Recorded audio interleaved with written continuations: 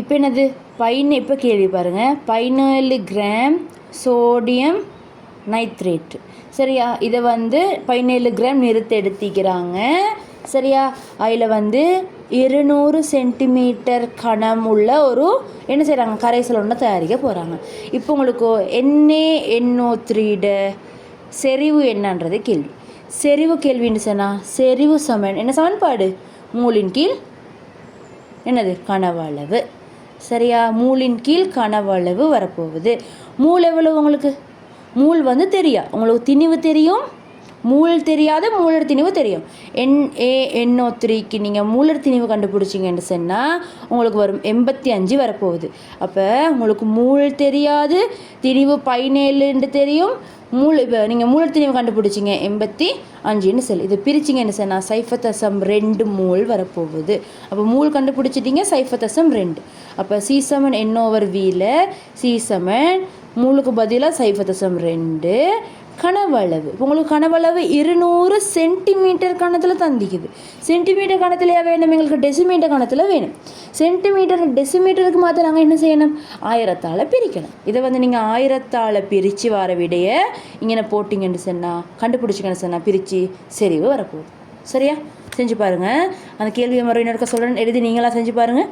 17 gram sodium nitrate சரியா நிறுத்தெடுக்கப்பட்டிக்குது. அதில் 200 centimetre கனமுள்ள குடுவையில் போட்டு தான் இந்த கரைசலை செய்கிறாங்க. சரியா, செறிவு என்னன்றது கேள்வி. NaNO3 செறிவு என்னன்றது கேள்வி.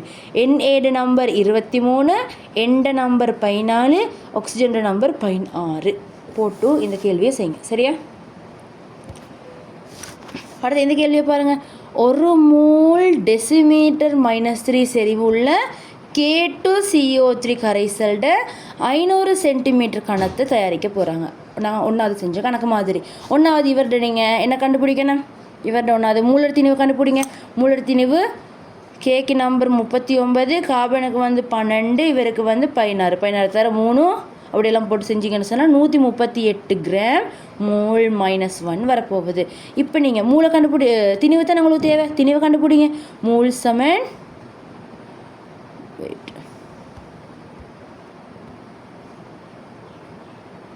சரியா, மூல் சமன் திணிவின் கீழ் மூலர் திணிவு.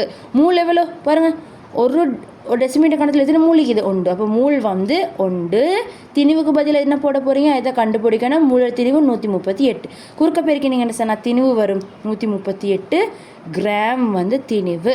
சரியா, 1000க்கு 138 சொன்னால் 500க்கு எவ்வளோ, அதில் அரைவாசி எவ்வளோ, 69 கிராம். அப்படி இல்லாட்டி நீங்கள் செஞ்சு பார்த்தா சரி, 1000க்கு 138 சொன்னால் 500க்கு எவ்வளோன்னு கண்டுபிடிச்சிங்கன்னு சொன்னாலும் விட வரப்போகுது. சரியா.